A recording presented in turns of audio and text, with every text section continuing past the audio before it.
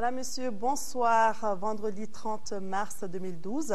Bienvenue à ce journal que nous ouvrons par ce communiqué. Le président du CNRDRE informe l'opinion nationale et internationale que depuis hier jeudi 29 mars 2012, la localité de Kidal fait l'objet d'attaques de la part des éléments du MNLA, d'AQMI et d'Ansardine. Pour préserver la vie des paisibles populations de Kidal, le commandement militaire a décidé de ne pas prolonger le combat. Ainsi, les troupes MNLA, AQMI et Ansardine ont envahi la ville de Kidal. Le CNRDRE salue l'esprit patriotique de l'armée malienne qui, dans toutes ses composantes, se retrouve et se mobilise autour de la défense et de l'intégrité territoriale.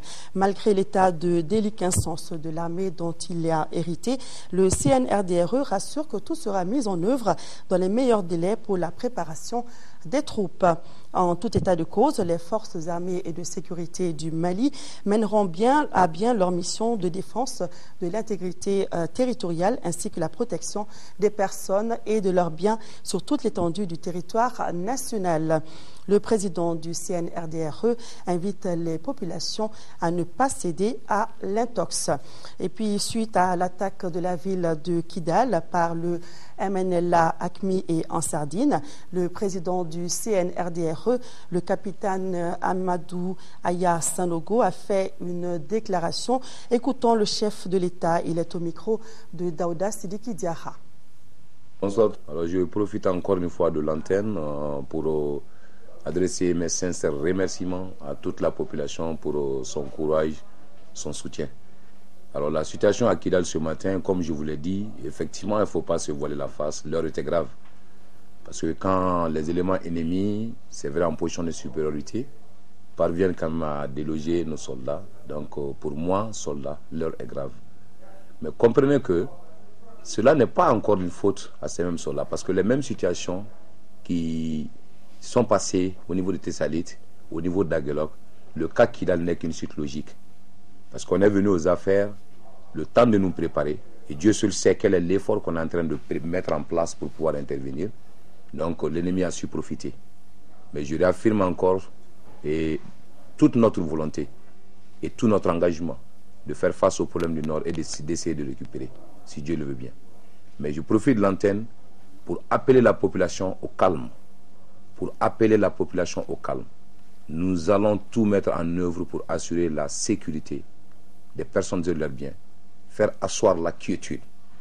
Et d'ailleurs, je profite aussi de l'antenne pour lancer un appel à tous les soldats maliens, où qu'ils soient, dans n'importe quelle garnison, de soutenir physiquement ou moralement l'action de nos camarades qui sont juste là, engagés sur le terrain. Quant à la population malienne, vous pouvez aussi combattre auprès de vos troupes. Mais votre combat, ce serait quoi? C'est de les soutenir moralement, les soutenir psychologiquement.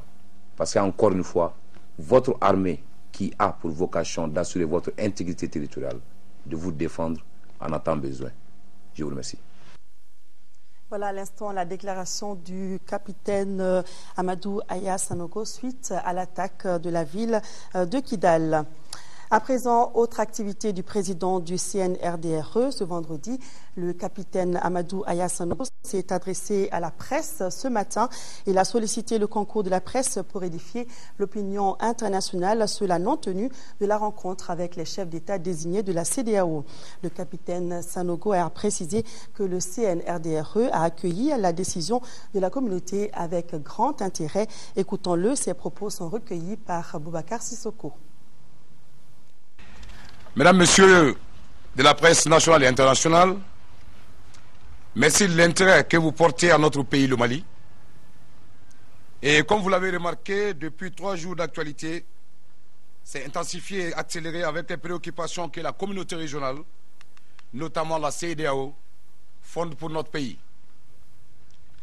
Cela ne nous surprend pas, car le Mali est un pays qui a œuvré à forger l'intégration de notre sous-région et surtout la construction de la communauté économique des États de l'Afrique de l'Ouest. Le Comité national pour le redressement de la démocratie et la restauration de l'État a suivi avec intérêt les résolutions du sommet extraordinaire sur le Mali le mardi dernier à Abidjan. C'est avec honneur et mesure que nous avons accueilli la décision de l'envoi à Bamako d'une délégation de haut niveau composée de chefs d'État. Le Mali tout entier et le CNRDRE attendaient cette rencontre avec un grand intérêt. Malheureusement, vous avez suivi avec nous la suite des événements.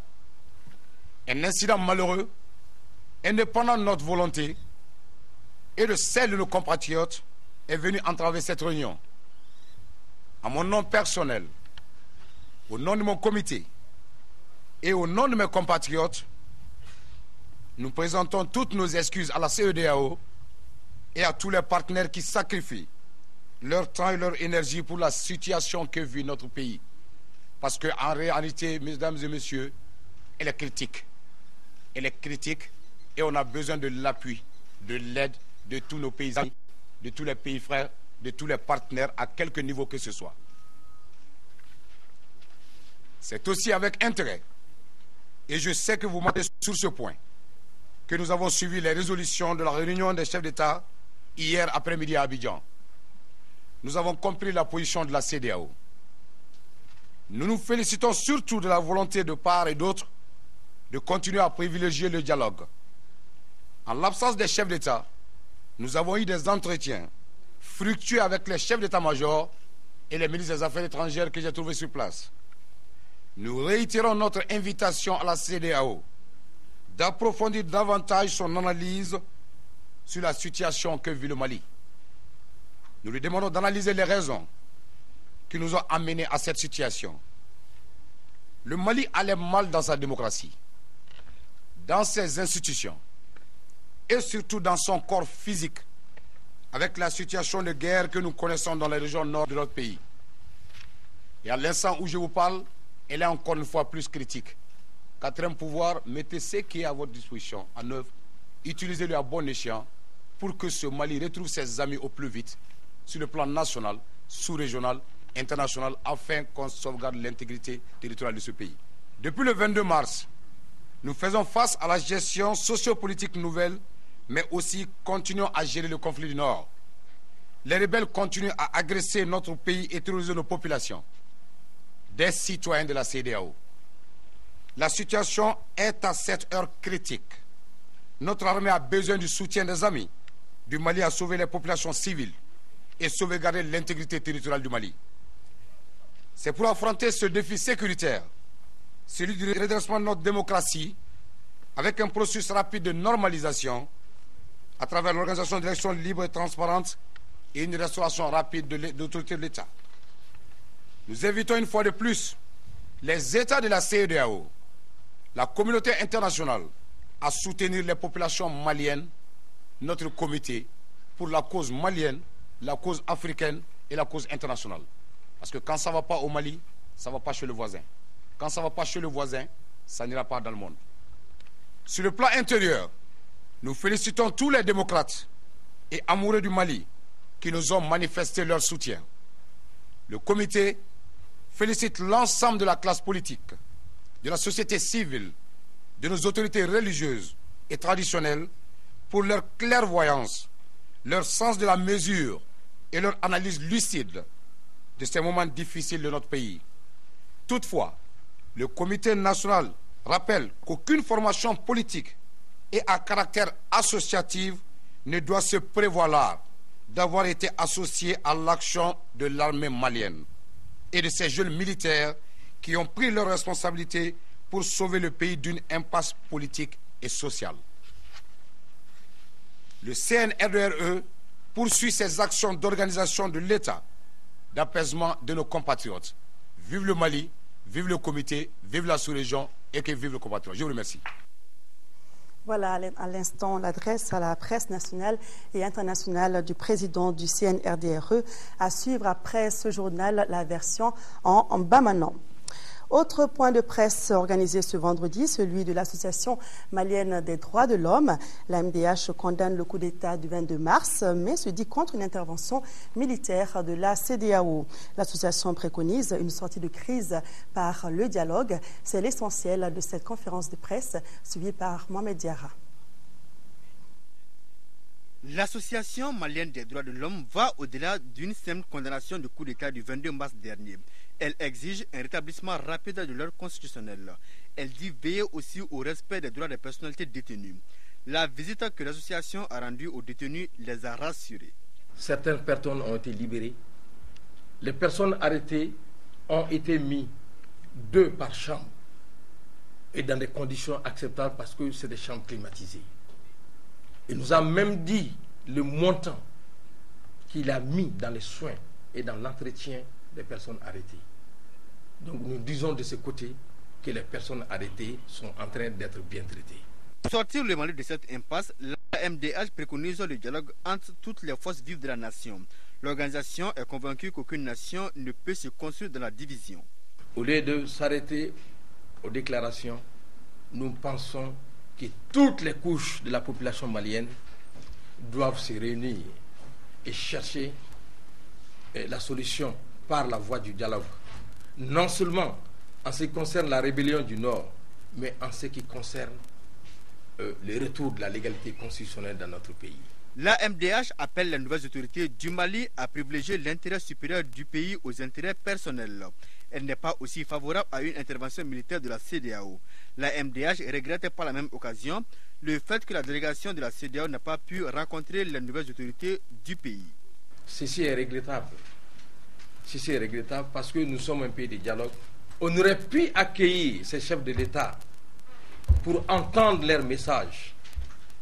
Et comme nous nous disons un pays de dialogue, après le départ de ces chefs d'État, toute la classe politique malienne, la société civile, toutes les couches pouvaient se réunir pour chercher par le dialogue la voie de la sortie de cette crise. Le président de la MDH a tenu à expliquer que son association est apolitique. Elle fustige toute prise de pouvoir par les armes. Et puis, ce communiqué apporté à votre attention, il a été constaté depuis un certain temps que des hommes en uniforme se rendent dans les départements pour collecter des sommes d'argent au nom du CNRDRE. Cette pratique est de nature à aller à l'encontre de la discipline militaire et des idéaux du CNRDRE. Le CNRDRE informe tous les cadres et agents de l'État qu'aucun militaire n'a été mandaté pour une telle mission. Tout élément des forces armées et de sécurité surpris dans cette action sera sévèrement puni dans l'esprit de la discipline militaire. Actualité régionale à présent, en première région, le mouvement populaire du 22 mars, MP22, a organisé hier jeudi à Caille une marche de soutien au Comité national pour le redressement de la démocratie et la restauration de l'État. La marche a commencé à la place de la Tribune pour s'achever au camp militaire Mamadou Lamine Dramé. Les membres du MP22 ont également fait une déclaration, le reportage de Idrissa Goulou Sissoko. Parti de la tribune de l'indépendance, les membres du mouvement populaire du 22 mars, MP22, se sont dirigés en grand nombre vers le camp Mamadou Lamine Dramé de Caille. Ils ont été accueillis par le comité local du CNDRE à qui ils ont remis une déclaration. Dans cette déclaration, ils demandent la restauration de l'autorité de l'État, la défense de l'intégrité du territoire et la lutte contre la corruption. Nous demeurons convaincus que l'intérêt du Mali est au-dessus de tout. Nous invitons l'ensemble de la population malienne, de l'intérieur comme de l'extérieur, à soutenir le CNRDRE, à renforcer l'unité nationale, la défense de l'intégrité du territoire national et à respecter l'engagement patriotique. Le coordinateur du CNDRE s'est réjoui du soutien de la population de Caille. Population de Caille, le comité régional composé de tous les porteurs d'uniformes vous dit grand merci. Merci pour ce grand courage. Merci pour le témoignage plein de signification. Merci pour votre adhésion sans faille à la cause. Le message est compris. Merci. Chère population de Caille, le comité vous invite à doubler de vigilance tout en restant sereine pour renforcer la cohésion au sein de vos différentes associations et des mouvements de soutien. Le comité vous rassure à continuer sa mission pour protéger la population et leurs biens. C'est dans l'ordre et la discipline que les manifestants se sont séparés sans incident. En deuxième région aussi, une marche pacifique a été organisée hier à travers la ville de Koulikoro. Le soutien au Comité national pour le redressement de la démocratie et la restauration de l'État était l'objectif de cette marche. De Koulikoro, la correspondance de Agibou Koulibaly. Après la marche de soutien de la coordination régionale du mouvement populaire du 22 mars de Koulikoro au CNRDRE, c'est la société civile du Méguétan qui a pris le relais en organisant une marche de soutien pour manifester leur solidarité au Comité national pour le redressement de la démocratie et la restauration de l'État CNRDRE. Partis du quartier Koulebougou, les marcheurs ont fait une première escale devant le centre d'instruction Boubacar Sadassi, où ils ont été reçus par les responsables du centre. Sur les banderoles des manifestants, on pouvait lire « La population de Koulikoro dit merci au CNRDRE pour avoir osé ». Arrivés au niveau du gouvernorat, les organisateurs ont présenté au gouverneur leur motion de soutien au Comité national pour le redressement de la démocratie et la restauration de l'État CNRDRE.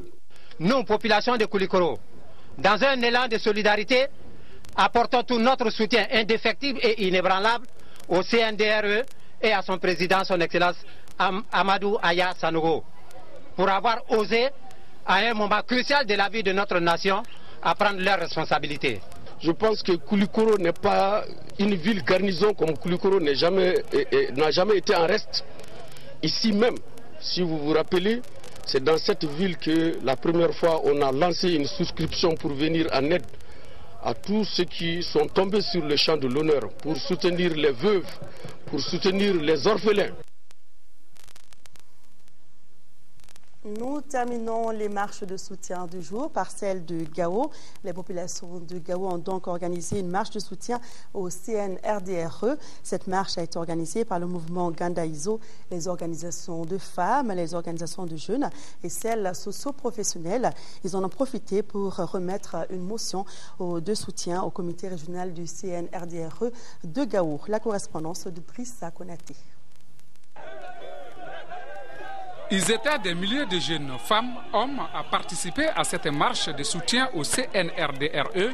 Partagés en 3 groupes, tous se sont retrouvés sur la place de l'indépendance avec les mêmes slogans « Vive le CNRDRE, vive la paix dans les régions nord du Mali ». Vu l'échec de l'État de la gestion sécuritaire et de développement par différents plans et programmes, vu l'ampleur de la nouvelle menace portée par des velléités d'indépendance, dans le respect de nos rapports de coexistence, nous saluons le geste patriotique d'un groupe de militaires qui ont très bien saisi les cris du cœur de la population écrasante face à l'incapacité des dirigeants. Les organisateurs ont remis une lettre de soutien au CNRDRE tout en réitérant leur adhésion à l'action qu'il vient de poser. Nous, les composantes des forces armées et de sécurité de la région de Gao, mobilisés, unis, nous nous engageons devant vous, devant l'histoire, au prix de notre honneur et de notre dignité, pour sauvegarder la patrie. Cette marche a été organisée par le mouvement Gandaïzo, les organisations de femmes, les organisations des jeunes et celles socio-professionnelles. Retour dans le district de Babako avec le lancement des journées nationales de vaccination contre la poliomyélite. La cérémonie a eu lieu ce matin au centre de santé communautaire de Yirimadio en commune 6. Du 30 mars au 2 avril prochain, les enfants âgés de 0 à 5 ans recevront chacun une dose de vaccin polio oral trivalent. Le but de cette campagne qui se tient depuis des années dans notre pays est d'éradiquer cette maladie. Le reportage de Salimata Dao. C'est parti pour le premier passage des journées nationales de vaccination contre la poliomyélite. Les autorités estiment que la situation que connaît notre pays aujourd'hui ne leur permet pas de ralentir la mise en œuvre des activités prioritaires. C'est fort de cette conviction que le Mali a lancé cette campagne en même temps que 13 autres pays de la sous-région. Au dire des partenaires, le Mali est l'un des pays fortement engagés dans la lutte contre cette maladie. Grâce aux efforts conjugués de tous, le Mali a été déclaré libre de poliovirus sauvage autochtone par la Commission régionale africaine de certification à Windhoek en Namibie. C'était en octobre 2008. Le Mali Et exactement, en 9 mois sans polio, ce bon résultat obtenu doit être maintenu pour interrompre définitivement la circulation du poliovirus de l'Afrique de l'Ouest. Les journées nationales de vaccination permettront de stopper la propagation du poliovirus sauvage et d'accélérer l'éradication de la maladie dans notre pays. Le comité de pilotage fait un appel à toutes les communautés traditionnelles et religieuses, à toutes les couches sociales, pour que l'enfant soit vacciné contre la polio. Il faut des enfants bien portants. Pour l'éradication de la poliomyélite, la deuxième stratégie, c'est de pouvoir faire une surveillance rigoureuse de paralysie flasque aiguë. Mais on n'insistera jamais suffisamment sur la troisième stratégie qui consiste à renforcer les activités de vaccination de routine. Et cela passe par le renforcement de nos structures qui assurent les vaccinations de routine tous les jours. Les journées nationales de vaccination synchronisées avec les pays du bloc ouest africain se dérouleront du 30 mars au 2 avril 2012 sur toute l'étendue du territoire national. Elles prendront en compte les enfants âgés de 0 à 5 ans, soit plus de 6 millions d'enfants. Voilà, profitez-en pour faire vacciner vos enfants. Les équipes médicales passeront chez vous jusqu'au 2 avril prochain. Les unités de formation et d'appui aux entreprises, UFAE, ont tenu ce jour la 8e session de leur conseil de gestion. Il a été question de l'examen et de l'adoption du rapport d'activité de 2011, des perspectives pour 2012, entre autres. Retenant que le budget retenu en recettes et en dépenses s'élève à plus de 215 millions de francs CFA, nous informe Abdraman Maïga. Ce budget de plus de 215 millions de francs CFA adopté au cours de cette 8e session ordinaire du Conseil de gestion doit permettre aux unités de formation et d'appui aux entreprises d'entreprendre en cette année 2012 la réalisation d'un certain nombre d'activités. Parmi ces dessins, il y a l'accompagnement des politiques publiques de l'emploi et de la formation professionnelle, l'offre de formation en direction des actifs du secteur productif et des personnes en situation de chômage, et enfin l'amélioration des capacités d'intervention des IFAI. En termes chiffrés, au cours de l'année 2011, le réseau des IFAE a signé 33 conventions de prestations, formé 427 actifs des secteurs publics et privés, parmi lesquels 29 migrants potentiels, 118 bénéficiaires du monde rural et 113 jeunes apprentis. Ils ont réalisé 8 études, effectué 8 prestations d'expertise, conseil et d'ingénierie. Pour réussir ces différentes missions, les unités de formation et d'appui aux entreprises ambitionnent poursuivre en 2012 leur mission traditionnelle de formation des acteurs du secteur moderne, de l'artisanat et du secteur rural. Pour cela, des études et des appuis en ingénierie de la formation et l'accompagnement des efforts du département de tutelle à travers la formation des jeunes déscolarisés seront entreprises et consolidées tout au long de cette année 2012. Je voudrais réaffirmer l'importance qu'accorde le département à la mise en place de la structure nationale dédiée à l'ingénierie de la formation, qui constituera un maillon essentiel du nouveau dispositif que nous sommes en train de mettre en place pour le plein épanouissement de la formation professionnelle et partant de l'emploi. Il ressort de l'analyse du rapport d'activité que les unités de formation et d'appui aux entreprises ont initié et réalisé plusieurs activités en 2011, au nombre desquelles l'organisation de la bourse de l'emploi et de la formation professionnelle, la réhabilitation du centre de Liba, la construction de l'école de Mofa et l'élaboration des schémas directeurs de la formation professionnelle et technique de Gao, Kidal et du district de Bamako. Retour en deuxième région, nous parlons de la coordination régionale du programme de compétitivité et de diversification agricole PCDA qui a tenu ce vendredi la 6e réunion du comité de pilotage et d'orientation. À l'ordre du jour, la présentation des projets et programmes de l'année 2012 et la discussion sur les grandes orientations en cours. Le budget de l'exercice 2012-2013 du PCDA est estimé à plus de 865 millions de francs CFA. C'est Traoré. Après une première phase couronnée de succès, les acteurs de la coordination régionale du programme de compétitivité et de diversification agricole PCDA Koulikoro Bamako ont initié cette rencontre. C'est pour expliquer à leurs membres le bien fondé des activités programmées au cours de l'année.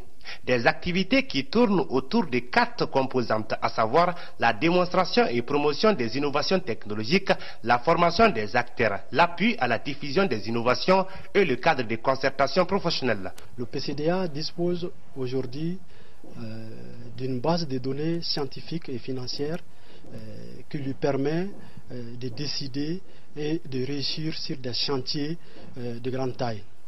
Ces bases de données, bien sûr, qui sont des outils d'aide à la décision, gouvernent les grandes orientations du PCDA à cette phase.